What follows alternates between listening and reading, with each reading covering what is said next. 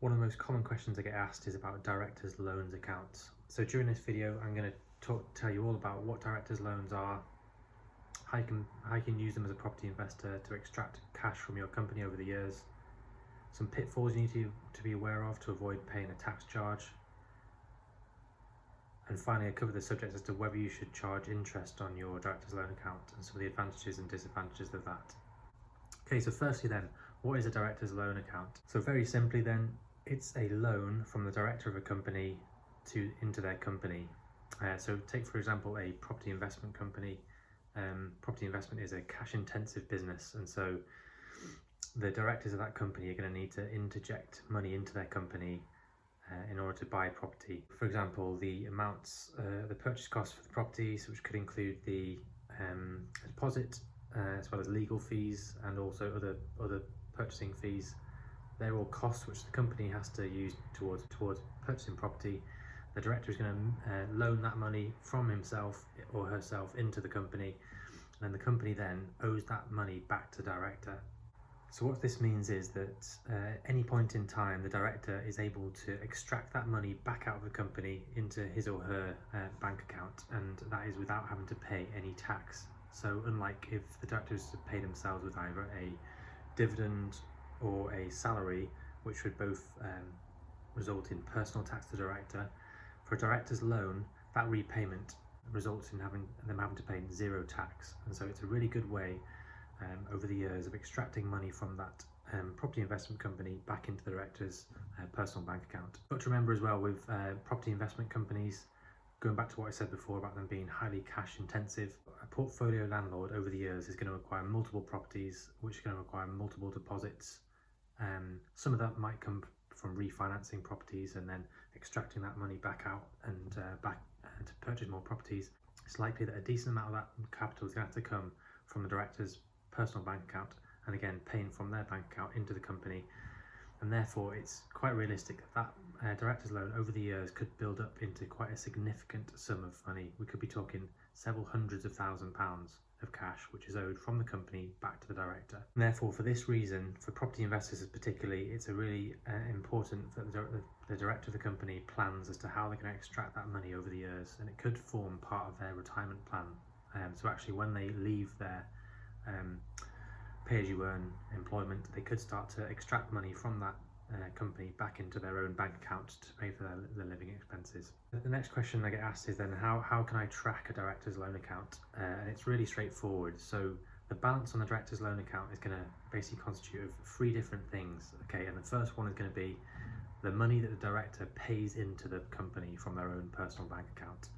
Okay, and that's really straightforward to track. What you need to do is when you're doing online banking, when you produce a transaction in online banking, make sure you tag it as DLA, Director's Loan Account, and that way when you come to do your accounts you can quite clearly see as you go through each of the transactions which is Director's Loan Account. And the same for when you extract money from the company or pay it back from the company's bank account into your own bank account. Make sure you track that expense as DLA, Director's Loan Account.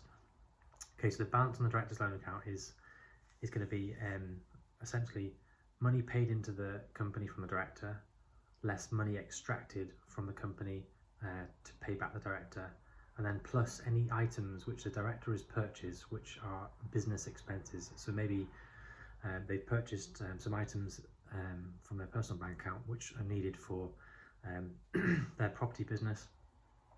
They can then be added to the director's loan account balance. Okay, so it's really straightforward to track your director's loan account balance, and your accountant can help you do this, but it's really important that you get this number right. So in the examples we talked about so far, we've talked about a director starting to withdraw money from their director's loan account, and that's going to happen over the years. And with a property investment company, that balance on the loan could be quite significant, but that doesn't mean at some point, if you keep extracting money out of the company, at some point that company, the balance on the director's loan account is going to be drawn down and down until it becomes zero, and eventually if you're not careful, the director is then going to become overdrawn on that director's loan account, i.e. they've taken more money out of the company than they've put into the company. So it's gone from being a credit balance where it's positive and the company owes the director money into being a debit balance whereby the director has taken more money out of the company than they put into the company. and this can have potential tax consequences. So if you're a director and you become overdrawn on your director's loan account, meaning you take more money out of the company than you've put in the first place, then what's going to happen is at your company's year-end point, you're going to have 9 months and 1 day to repay that director's loan back to the company.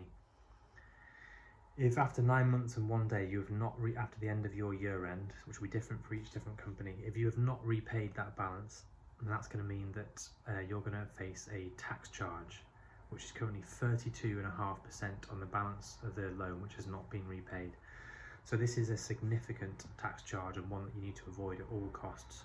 In addition to this, the company is going to have to pay employers' national insurance based on the amount of the director's loan which remains unpaid. In addition to this, the director, depending on the amount of the size of the loan, may have to pay benefit in kind tax and produce a P11 Delta form to send to HMRC. Probably the key takeaway from this video is that you need to avoid becoming overdrawn on your director's loan account. And if you do happen to go into the director's loan account and become overdrawn, say for example you have a unexpected personal expense which you need to pay, you need to make sure that you repay this loan no later than 9 months and 1 day after the end of your company's reporting period. That's going to mean that you avoid having to pay this extortionate amount of tax. And one trap to be aware of as well is that some directors might think, okay, well what I'll do is I'll just repay the loan, and then the next day or the very same day I'll extract that loan back out again and put it back into my bank account. HMRC are very alive to this. It's known as bed and breakfasting. So they have a rule whereby that you cannot repay a loan and then take it back out again within a 30-day period, otherwise you're going to face a tax charge. The next part of director's loans, and a question I get asked quite frequently is, should I charge interest on that director's loan account? And so going back to the example we talked about before, property investor, significant amount of balance on the director's loan account as they put money into the company over the years. It could be quite tempting to then start to charge interest on the director's loan. So firstly, you're able to do this. You're able to charge a commercial rate of interest on your director's loan.